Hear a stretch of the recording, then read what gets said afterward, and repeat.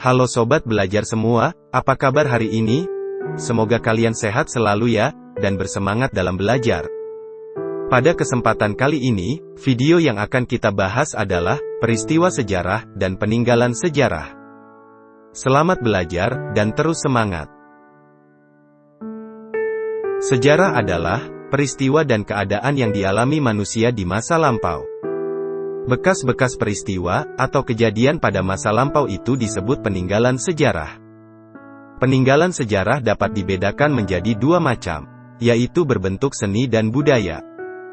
Peninggalan yang berupa seni, misalnya seni bangunan, seni sastra, seni pahat, seni lukis, seni tari, dan seni drama.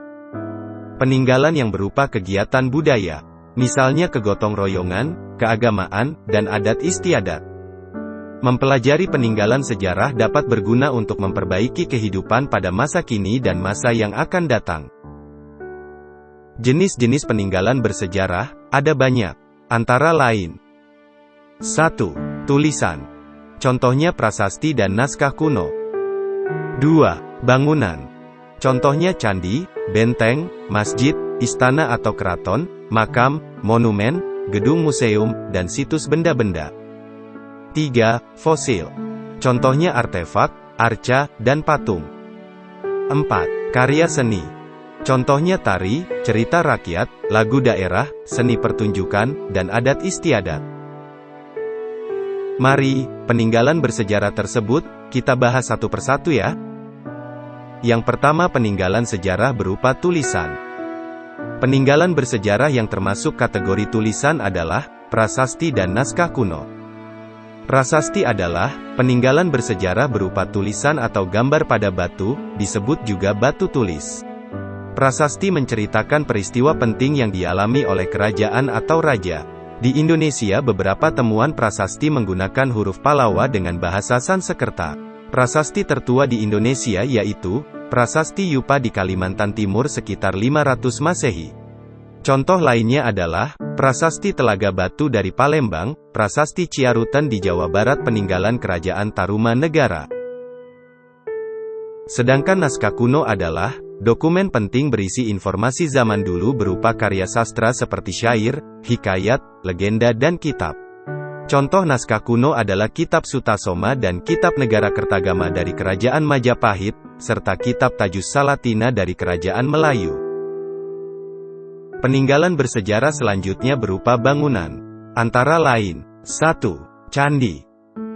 Candi adalah bangunan yang terbuat dari batu, untuk beribadah umat Hindu dan Buddha, ada ukiran di dinding candi yang disebut relief. Sebagian besar candi ditemukan di Jawa. Contoh Candi Borobudur di Magelang, Candi Prambanan di Klaten, Candi Kalasan di Jawa Tengah, dan masih banyak lainnya. 2. Benteng.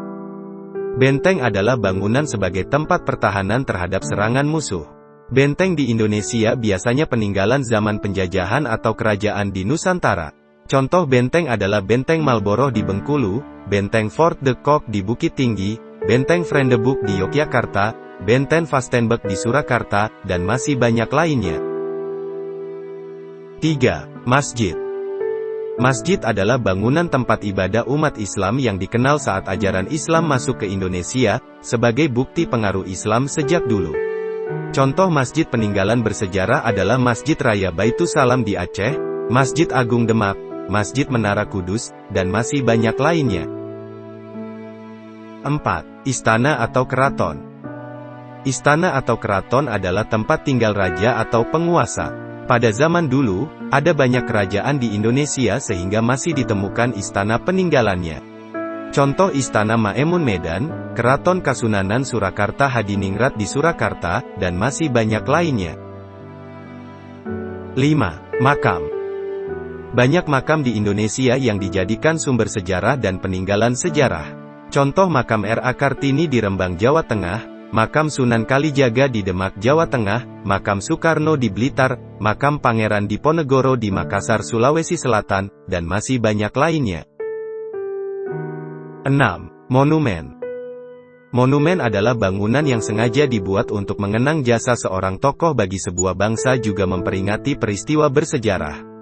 Contoh monumen nasional, Tugu Monas.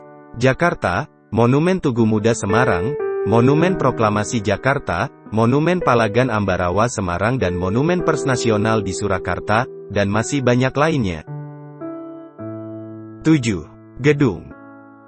Gedung peninggalan bersejarah adalah gedung yang pernah digunakan atau berlangsungnya peristiwa sejarah. Contoh Gedung Lawang Sewu di Semarang, Istana Presiden di Tampak Siring Bali, Istana Bogor, Istana Negara Jakarta, dan masih banyak lainnya. 8. Museum. Museum adalah gedung, rumah atau tempat yang digunakan untuk menyimpan benda-benda peninggalan sejarah. Contoh Museum Purbakala Sangiran di Sragen, Museum Satria Mandala di Jakarta, dan Museum Sudirman di Magelang, Jawa Tengah, dan masih banyak lainnya. 9. Situs. Situs adalah daerah temuan benda-benda purbakala seperti fosil binatang purba. Banyak situs di Indonesia merupakan peninggalan zaman purba, zaman Hindu, atau Buddha. Contoh situs Muara Jambi, situs Pelawangan, situs Cilongok dan situs Sangiran, dan masih banyak lainnya. Selanjutnya, peninggalan bersejarah jenis benda-benda. 1. Fosil. Fosil adalah bagian makhluk hidup yang sudah membatu, yang sudah mati berjuta-juta tahun yang lalu, yaitu berupa tengkorak atau tulang. Di Indonesia banyak ditemukan fosil seperti di Mojokerto, Jawa Timur, dan Sangiran, Jawa Tengah. 2. Artefak. Artefak adalah perkakas atau peralatan yang digunakan manusia zaman dulu, terbuat dari batu atau logam. Berupa alat pertanian, peralatan makan dan memasak, senjata atau perhiasan. 3. Arca atau patung. Arca atau patung terbuat dari batu yang digunakan orang zaman dulu untuk mengenang orang penting yang sudah meninggal atau perwujudan para dewa dalam ajaran Hindu dan Buddha. Contoh patung Ken Dedes atau Prajna Paramita, patung Roro Jonggrang di Candi Prambanan, dan patung Dewa Shiva. Demikian tadi, video pembelajaran tentang peristiwa sejarah dan peninggalan sejarah. Tentunya, masih banyak kekurangan dalam video ini. Silahkan komen positif di kolom komentar ya, dan jangan lupa like dan subscribe-nya. Terima kasih, salam sehat Indonesia, dan sampai ketemu pada video pembelajaran berikutnya.